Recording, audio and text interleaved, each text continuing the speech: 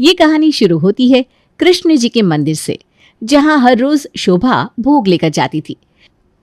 भोग लगाने के बाद शोभा पंडित जी से बात करने लगी। कितने महीनों से कह रही हूं मैं आपसे पंडित जी, अब मेहुल के लिए एक लड़की ढूंढ दीजिए ना।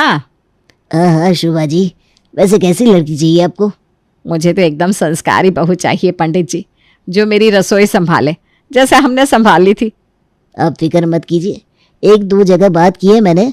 आप मेहुल की तस्वीर मेरे पास छोड़ती जाइए तो मुझे याद रहेगा, वरना काम में तो मैं खुद को ही भूल जाता हूँ। बाकी भगवान से प्रार्थना करते रहिए, जिस दिन उन्होंने हाथ रख दिया उस दिन बहू आपके घर पहुँच जाएगी। और शोभा अपने बेटे की फोटो पंडित जी को देकर लौट जाती है। कुछ देर बाद मेनका अपनी बेटी के साथ मंदिर पहुंचती है। तो ही जाने परमात्मा, क्या लिखा है तूने मेरी बेटी की किस्मत में। सर्वगुण संपन्न है, रसोई का काम हो या बाहर का, सब कुछ एक नंबर। फिर भी लड़का नहीं मिल रहा है इसके लिए।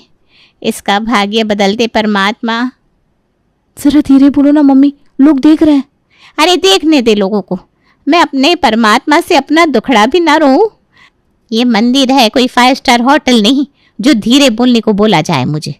और तू भी हाथ जोड़कर विनती कर भगवान से, क्योंकि तेरे पापा से तो मुझे कोई उम्मीद रह नहीं गई। पंडित जी सारी बातें सुन रहे थे। तभी उनकी नजर वहीं पड़े मेहुल की तस्वीर पर पड़ती है और उन्हें शोभा की बात याद आ जाती है। बिना देरी किए पंडित जी मेनका को मेहुल की तस्वीर दिखाते हुए रिश्ते की बात कर देते हैं। हाँ हाँ पंडित जी, हम मिल लेते हैं लड़के के परिवार से। कब मिलना है बता दीजिए। आप मुझे अपना नंबर दे दीजिए, मैं शोभा जी से बात करके मिलने की तारीख और जगह पक्की करके आपको बताता हूँ। और कुछ इस तरह रुचि का परिवार पहुंचता है मेहुल के घर। देखिए मेनका जी, खूबसूरत तो आपकी बेटी है, खूबसूरती में तो कोई भी रुचि को नहीं काट सकता, पर सिर्फ खूबसूरत चेहरे से घर संसार तो नहीं चलता ना। अगर पति की थाली में 2 रोटियां ही नहीं परोसोगी तो सुंदर चेहरा पति कब तक निहार लेगा, और हम भी कब तक बहू को निठल्ला बैठा कर रख पाएंगे। यही सब तो आगे जाकर झगड़ा झंझट का कारण बनता है। इसलिए मैं साफ साफ कहती हूँ, मुझे ऐसी लड़की चाहिए जो मेरी रसोई देखे। इस बात की तो आपको फिक्र करने की ज़रूरत ही नहीं है बहन जी। मेरी रुचि तो हमेशा से ही घर संभालना चाहती थी। इसने भले ही ग्रेजुएशन की है, पर उस वक्त भी पढ़ाई के साथ ये मेरी रसोई संभालती थी।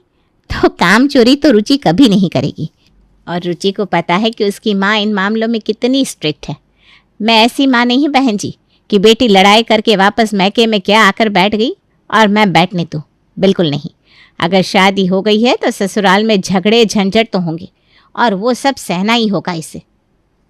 अच्छा बेटा बताओ, जैसे आजकल की लड़कियां शादी के बाद बाहर काम करना चाहती है, तुम्हारा भी कोई ऐसा शौक है? नहीं अंकल जी, मैं तो शुरू से ही घर संभालना चाहती थी, पर हाँ, लाइफ में अगर कभी मेरे होने वाले पति को फाइनेंशियल सपोर्ट की ज़रूरत पड़ेगी तो मैं उसकी मदद करने के लिए बाहर का काम भी कर लूँगी। एक लड़की ही तो होती है आंटी जी, जो घर गृहस्थी के साथ बच्चे संभाल लेती है, सास ससुर को संभाल लेती है, और एक मर्द की तरह ऑफिस के काम भी कर लेती है। रुचि की बातें सुनकर शोभा इम्प्रेस हो जाती है, और उसके साथ साथ उसका पूरा परिवार भी, और ये रिश्ता पक्का हो जाता है। बहू बनकर रुचि शोभा के घर आ जाती है। गृह प्रवेश के वक्त शोभा आरती की थाली लेकर अपनी बहू की आरती करने आती है। ये क्या कर रही है मम्मी जी आप? बहू हूँ मैं, पद छोटा है मेरा, तो आरती तो मुझे आपकी करनी चाहिए। अरे वाह शोभा, क्या बहू लेकर आई है तू। मुंह खोलते ही मिश्री बरसता है बहू के। और इसी मिश्री में सास ससुर लपेटे जाते हैं सुमन। वैसे बात तो तू ठीक कह रही है बहू, मैं नहीं तो तेरी ननद तेरी और मेहुल की आरती कर देगी, तब तो चलेगा ना। प्रिया अपने भाई भाभी की आरती करती है। धीरे धीरे आए हुए मेहमान लौटने लगते हैं। रात के 10 बजे सभी को भूख लगती है। बड़ी तेज भूख लग रही है मम्मी, और ये 5 दिन से हलवाई के हाथ का तेल मसाले वाला खाना खा के अब खाने का जी भी नहीं कर रहा, वरना बाहर से ही ऑर्डर कर लेता। बात तो मेहुल ठीक कह रहा है शोभा जी, मेरे भी पेट में ना चूहे दौड़ रहे हैं, जी करता है कोई सादा सा खाना बनाकर खिला दे। ये सुनते ही शोभा अपनी बहू की तरफ देखती है। अगर कामकाजी होगी तो रसोई में जाने के पहले सोचेगी नहीं। मुझे पता है मम्मी जी क्या सोच रही हैं आप। आपके मन का शक दूर कर अपनी अच्छी इमेज तो मैं बना कर रहूँगी। अब खिचड़ी बना दूँ पापा जी, हल्की भी रहेगी और सबकी भूख भी मिट जाएगी। क्यों मम्मी जी? पर तू शायद भूल गई बहू कि खिचड़ी दरिद्र भोजन में आती है। घर की नई बहू है तू, अभी तेरी पहली रसोई भी नहीं हुई, आते ही तू खिचड़ी बनाएगी, ये तो कोई सगुण नहीं हुआ। अगर बनाना ही है तो दाल चावल और भिंडी बना दे। ये भी ठीक है मम्मी जी, अभी बना देती हूँ। और बिना देरी किए रुचि इतने भारी लहंगे में रसोई में जाकर दाल चावल चढ़ा भी देती है। सभी पेट भर खाना खाते हैं और आराम से सो जाते हैं। अगली सुबह बहू की मुंह दिखाई के लिए मेहमान आने शुरू हो जाते हैं, पर उन्हें कहीं भी रुचि बहू सजी धजी घूंघट में बैठी दिख नहीं रही थी।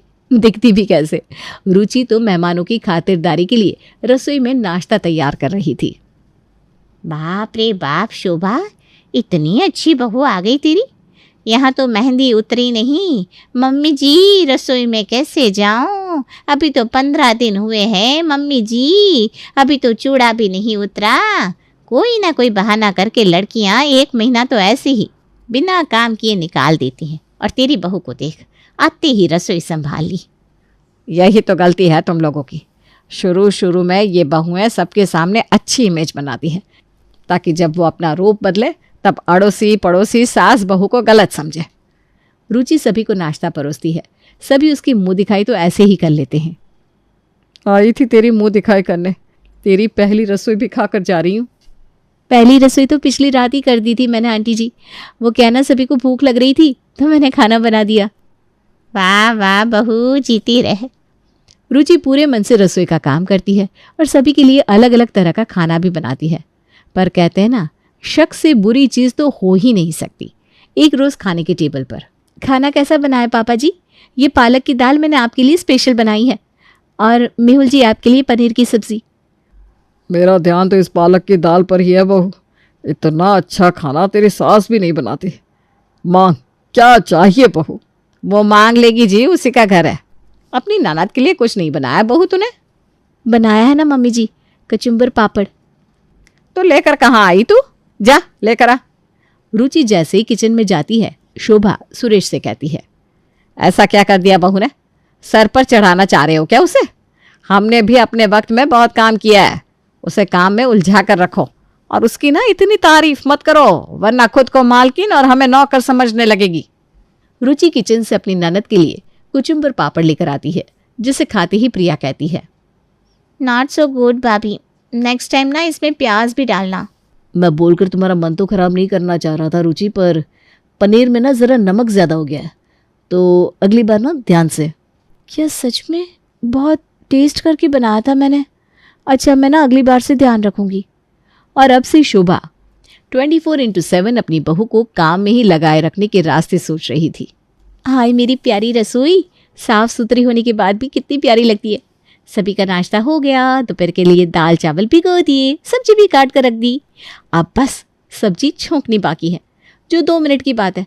अभी पूरे 3 घंटे हाथ में है तो आराम से जाकर टीवी देखती हूँ। बेचारी रुचि जैसे ही हॉल में आकर टीवी चालू करती है, उसकी सास उसे टोकती है, ये देख बहू, कैसी चपाती बनाई थी तूने। बेचारा मेरा मेहुल आज टिफिन ही छोड़कर चला गया। क्या? मेहुल बिना टिफिन लिए ऑफिस चले गए?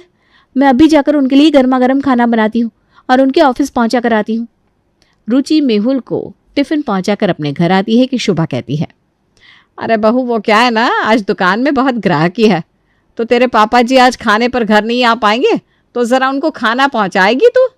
ठीक है मम्मी जी, मैं सब्जी छोंक कर आपको खाना परोस देती हूँ, फिर पापा जी के लिए खाना ले जाऊंगी।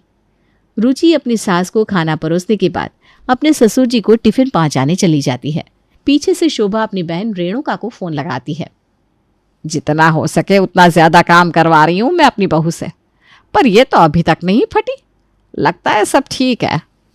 तो फिर नहीं समझी, इतना अच्छा कोई होता है क्या? तेरी बहू पेट के रास्ते सभी के दिल में जगह बनाना चाह रही है। लोगों के दिल में जगह होती ही कितनी है। अगर वो घर वालों के दिल में अपनी जगह बना लेगी तो किसकी जगह गायब होगी? तेरी ना। और शोभा अपनी बहन से इन्फ्लुएंस होकर रुचि के साथ अपनी शक्ति बढ़ाती जाती है। 7 बजे हल्का नाश्ता, 10 बजे प्रॉपर नाश्ता, 11 बजे पति को टिफिन पहुंचाना, दोपहर के 1 बजे सभी के लिए दोपहर का लंच बनाना, ननद के लिए उसकी पसंद के स्नैक्स अलग, शाम को अलग से नाश्ता, और रात का खाना तो बनाना ही है। इस सब से अब रुचि परेशान होने लगती है। मुझे पता है मम्मी जी ये सब क्यों कर रही है, ताकि मैं रसोई पूरी तरह छोड़ दूँ। और जैसे ही बहू ने रसोई छोड़ी उसके बाद घर में उसकी कदर रह भी नहीं जाती। मम्मी को फ़ोन करने से फ़ायदा नहीं है क्योंकि वो नहीं सुनने वाली। अब तो जो करना है मुझे ही करना होगा। और अगली सुबह सभी के सामने प्रस्तुत होती है कमला। वो क्या है ना मम्मी जी, मेरी तबीयत कुछ ठीक नहीं है। मैं डॉक्टर से मिलकर आई तो उन्होंने कहा कि हो सकता है कोई गुड न्यूज़ हो, और अगर गुड न्यूज़ बरकरार रखनी है तो उसके लिए मुझे ज़रा रेस्ट करने की ज़रूरत है। तो मैंने ना कमला को बुला लिया, अब से रसोई यही संभालेगी। ठीक है ना पापा जी? हाँ हाँ बहू, तू आराम कर। आप फिक्र क्यों करती है दीदी, कमला है ना, कटोरी से परोस दूंगी। और कमला रसोई में जाकर सभी के लिए नाश्ता बनाकर लाती है। ये क्या है कमला, इतनी छोटी रोटियां? ये रोटी है? मुझे तो लगा ये इडली है। नहीं नहीं बेटा, ये रोटी ही है ना शोभा जी? रोटी छोड़िए, सब्जी देखिए आप, ये 1/4 आलू और इतनी सी ग्रेवी, इससे क्या खाया जाएगा? इससे तो ये रोटियां ही खाई जा सकती है मम्मी।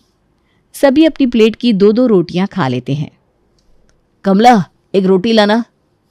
रसोई में आकर ले लीजिए भैया, कमला कुक है, मेड नहीं, कटोरी से परोस दूंगी। और किसे कितनी रोटी चाहिए अभी बता दीजिए, मैं बार बार आटा नहीं लगाती रहूंगी। बाप रे बाप, इसके तो अपनी ही नखरे हैं। इसकी 4 रोटी के बराबर बहू 1 रोटी बना देती थी। सभी नाश्ता करने के बाद अपने अपने काम पर निकलने लगते हैं। सुबह वाली सब्जी 2 फुल्की और खीर डाल दी है टिफिन में, कटोरी से परोस दूंगी। खीर भी? क्या बात है, देखा बहू कमला की मेहनत को, तू तो कभी खीर नहीं बनाती थी। इसीलिए तो कमला दीदी को बुला दिया है मम्मी जी, इनसे मैं भी सीख लूंगी। दोपहर के खाने के वक्त कमला एक कटोरी से नापकर प्रिया, शोभा और रुचि के प्लेट में चावल परोसती है। 1 कटोरी चावल और जरा सी दाल और खीर। खीर मत भूलिए आप, वो तो कमला ने स्पेशली बनाई थी। अपने काम की शुरुआत कमला हमेशा मीठा बनाकर करती है, कटोरी से परोस दूंगी। चखिए तो आंटी जी। शोभा जैसे ही 1 चम्मच से खीर अपने मुंह में रखती है, उसे लगता है किसी ने सफ़ेद पानी में उबले चावल मिलाकर उसके मुंह पर रख दिए हो। इसे निगल लूं या उगल दूं, दोनों तरफ से फंसूंगी। इतनी बेस्वाद खीर है भगवान। छी, रुचि ने तो कभी ऐसा खराब खाना नहीं बनाया। खीर से डाइवर्ट होकर शोभा दाल चावल खाने लगती है। चावल बड़े स्वादिष्ट है, रसोई से और लेकर आती हूँ। शोभा रसोई में चावल लेने जाती है, जहां वो देखती है कि पतीला तो खाली है और वहीं जमीन पर बैठकर कमला चावल खा रही है। क्या हुआ आंटी जी, मैंने तो बोला ही था ना, हिसाब पहले ही बता दिया करो। मैंने देखकर 4 कटोरी चावल बनाए थे, 3 आप लोगों के, 1 कटोरी मेरे। एक्स्ट्रा काम कमला नहीं करती, कटोरी से परोस दूंगी। शाम को चाय तो देगी कि वो भी नहीं देगी? चाय देगी ना, पर साथ में ना नाश्ता मत मांगिएगा आंटी जी। और हाँ, ये चावल हफ्ते के 7 दिन नहीं बनेंगे, बस हफ्ते के 3 दिन, बाकी के दिन रोटी खानी पड़ेगी। शोभा बाहर आकर रुचि से कहती है, ये कैसी काम वाली लेकर आई है बहू तू, इतने नखरे हैं इसके, इससे अच्छा मैं दूसरी काम वाली ढूंढ लूंगी। हाँ मम्मी जी, यही अच्छा रहेगा। शोभा अपनी पड़ोसन सुमन के घर जाती है और उससे खाना बनाने वाली का नंबर मांगती है। क्यों, तेरी काम वाली 3 दिन चावल बना रही है? अरे वाह, उसे मेरे घर भेज दे। मैंने जो खाना बनाने वाली रखी थी ना, वो तो 15 दिन में सिर्फ 1 बार चावल बनाने को राजी थी और उसकी भी ना 20,000 रुपये लेती थी। अरे तो अपनी बहू से बोलना काम करने के लिए। मेरी बहू तो गई ना। अपने मायके गई है? कितने दिनों के लिए? हमेशा के लिए।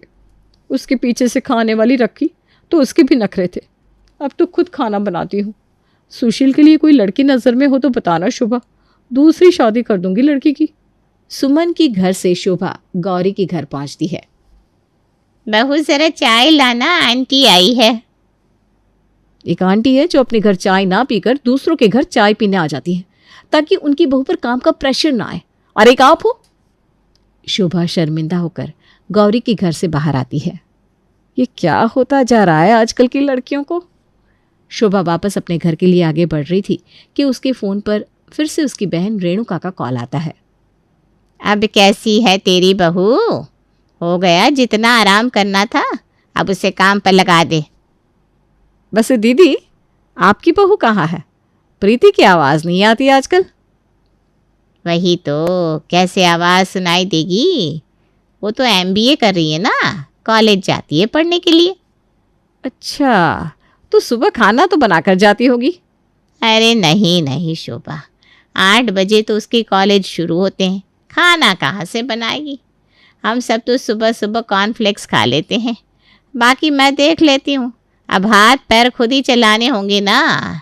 इस उम्र में अगर काम छोड़ दिया और बैठ गए फिर तो हड्डियाँ जाम हो जाएंगी। अपनी बहू को सारी आज़ादी देने के बाद आप मुझे मेरी बहू पर ज्यादती करने को सिखा रही थी दीदी। ऐसी उम्मीद नहीं की थी मैंने आपसे। मेरी रुचि रसोई को अपना मानकर काम करती रही, फिर भी आपने उसके लिए मेरे मन में शक पैदा किया। कितना सताया मैंने उस बच्ची को, पर अब नहीं। शोभा रेणुका का नंबर ब्लॉक करती है और सीधा अपने घर पहुंचती है। तुझसे बहुत ज़्यादा काम करवाया ना बहू, लगता है उसी कारण तेरी तबीयत बिगड़ी है। अरे नहीं नहीं मम्मी जी, अब मुझे ठीक लग रहा है। और वैसे भी जिस हिसाब से कमला खाना बना रही है, मैंने किचन नहीं संभाला तो आप सब आधे वजन के हो जाएंगे। अब से तू अकेले रसोई नहीं संभालेगी, मैं भी तेरे साथ काम करूंगी, और ये प्रिया भी। जैसे ही शोभा दुनिया की ओर नज़र घुमाती है, उसे समझ में आ जाता है कि उसकी बहू तो हीरा है हीरा। रुचि का आइडिया काम आ जाता है और उस